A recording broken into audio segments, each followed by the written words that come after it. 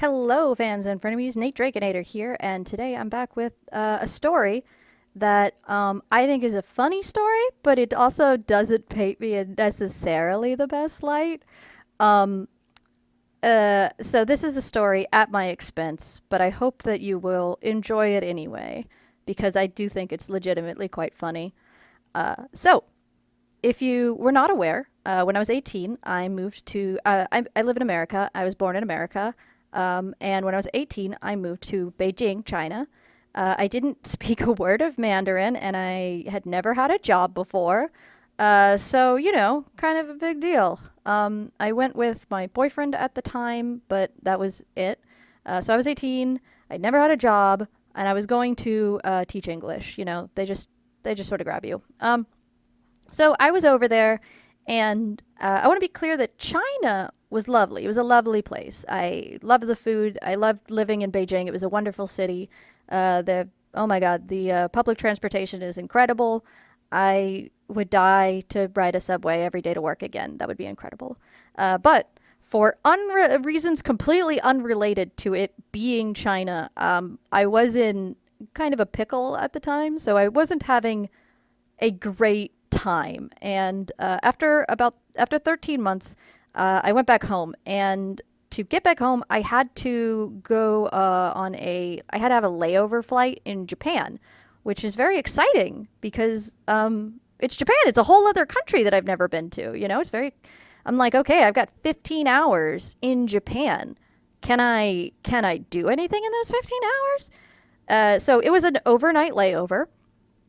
So I arrived in, and I'll say the flight to Japan was like so brief. It was like, what? Oh my gosh, like 2 hours, and there was absolutely like no one on the flight. It was really funny because when they seated me, I was in a window seat, and there was a woman whose seat was assigned directly next to me, and there was like no one else on the entire flight. So like as soon as we took off, she like stood up and she just went somewhere else on the plane. And then I laid across the seats and I took a nap. So when I got to Japan, you had to have, because it was overnight, you had to have a hotel booked, and you had to be able to prove that. Like you had to show when you left through customs, I have a hotel. I am not going to sleep on the street. What I did not know at the time was that their airport in Nagita, Tokyo, actually closes at night. I'm an American and I lived in Beijing. I've only ever seen airports that are open all night. I've never seen an airport close. So I was like, oh, that's great. And before I had left, I had extremely limited internet access. We'd broken our computer like several months prior. So the only internet access I had was while I was at work, where I was not supposed to be doing personal internet stuff. So I was just doing it when no one was looking. So I'd had my parents book a flight home for me, and I did not know a lot of the details. So I just knew, like, I showed up and I was like, hey, I have a ticket, I think. So when I got to Japan, I was like, okay, I remember, oh, Narita, not, I think I said that wrong. Anyway, yeah, so I knew that my dad had told me in the email that I was staying at the Narita Hotel. So I was like, yeah, all right, cool. So I get there and I'm like, yeah, I'm staying at the Narita. And the guy's like, which Narita? And I'm like, the Narita? And he's like, the city, we're in a town called Narita. It's like a suburb of Tokyo, one of those little towns that's like around it. And I was like, oh, so there's like 50 Naritas. And he's like, yeah. And I'm like, oh, that's a problem. I have no idea where I'm staying. So that was like at 7 p.m., so like a reasonable hour, and I spent the next 4 hours having the most miserable time. I took multiple like not taxis, shuttle buses to other hotels, and like would get there like, do I have a reservation here? And they'd be like, no, and I'd be like, shit, and I'd have to go back because I didn't have any money. So I kept it was horrible. I also did not know for some reason, or maybe I knew and forgot, that in Japan you drive on the left side of the road instead of the right. And I was so tired that when I got on the first bus, I had closed my eyes and I was resting.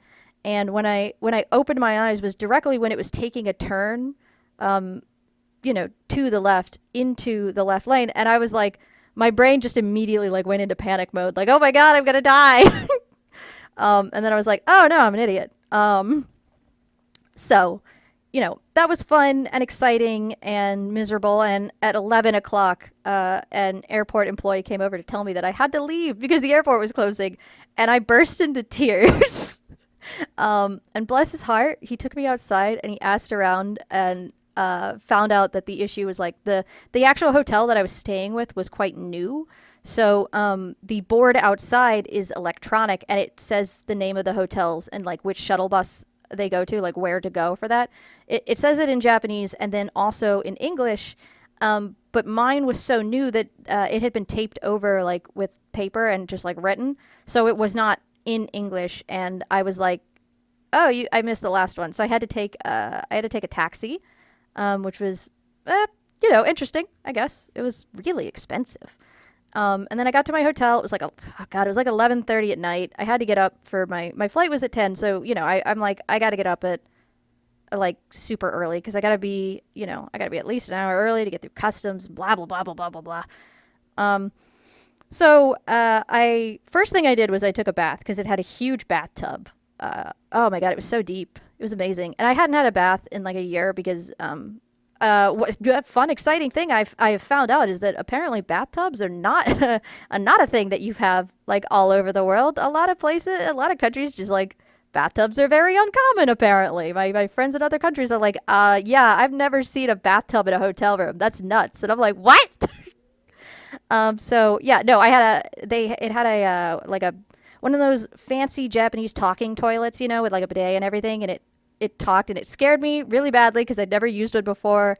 And then I took a wonderful bath and then I got out of the bath and I turned on the TV and Supernatural was playing, dubbed in Japanese. It was the episode with the clown, I remember, because Sam had a fear of clowns, and it's the episode where they face their fears and there's a clown and there's confetti everywhere. And I was like, what? And then I went to bed and it was great.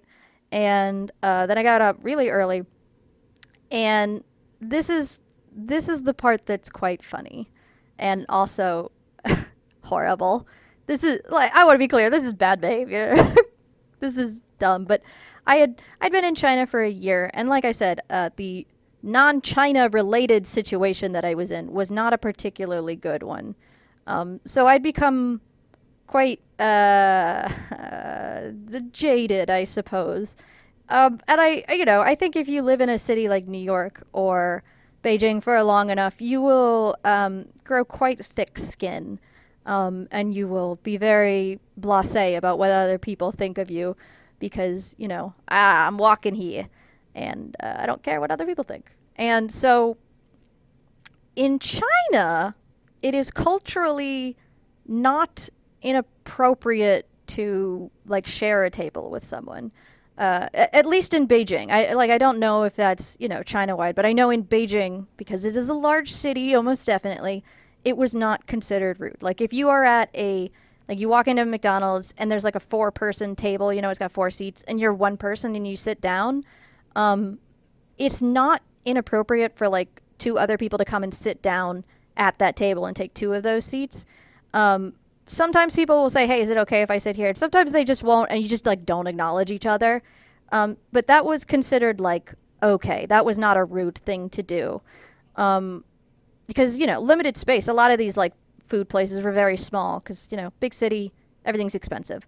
So that was different in Japan, which had a much bigger personal bubble that people were keeping of space that it would be rude to enter. So I had I had a little ticket for the breakfast buffet and I really wanted to get it before I went on the shuttle back to the airport, and I was so hungry.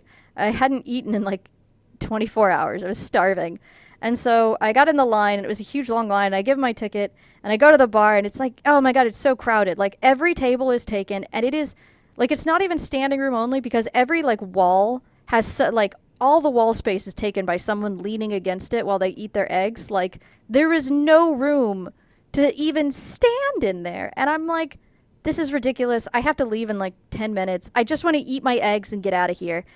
So I look around and like there's a bunch of tables where people are sitting like one person at a 4-person table or 2 people at a 6-person table, and I'm like, this is ridiculous. Everybody's standing up because all these spots are taken. Like, I know that this is probably super rude, but I am so tired and so hungry. It's so miserable. I got 5 hours of sleep last night after being awake for like 29. I am eating my eggs. So I sat down at a table, and there was a woman there. It was a 4-person table, and I sat at the opposite corner. And I immediately began shoveling scrambled eggs into my mouth as fast as humanly possible. And as you might imagine, as soon as I sit down, she looks up, and she says, she's speaking in Japanese, which I don't speak, so I do not know what she's saying. But I can hazard a guess that it was, "Hey, you can't sit there. This is my table." And I just said, I don't understand. And then went back to my food, and began eating it faster. And, she said something else, and I just continued to eat as fast as I could. And then she got up, and she was gone for a minute. And I thought maybe like I just annoyed her so much. She was like, "I have to go find a new place to sit." But no, she came back with a manager or something, like a hotel employee. And she said something to him. He said something back to her, and then he turned to me and he said something in Japanese. And I just made like a kind of a waving motion next to my ear to indicate like I don't understand. And then he switched to English, and he said, "Excuse me." She says that she was sitting here first, and then I did possibly the most balls of steel thing I've ever done in my life, which is I looked this man dead in the eye, and I said, I said in Chinese, because it was the only language I spoke that wasn't English. I said, "I'm sorry, I don't speak English." And he just stared at me for a second, and then he turned to the woman and he just sort of shrugged like, I don't know. And then he left. And the woman was like so affronted. She picked up her plate and she left, and I was like, "Okay, that works for me." And I just ate my eggs as quickly as possible. Then I got out of there. And then I got on my shuttle, and I flew back to America, and I was so tired.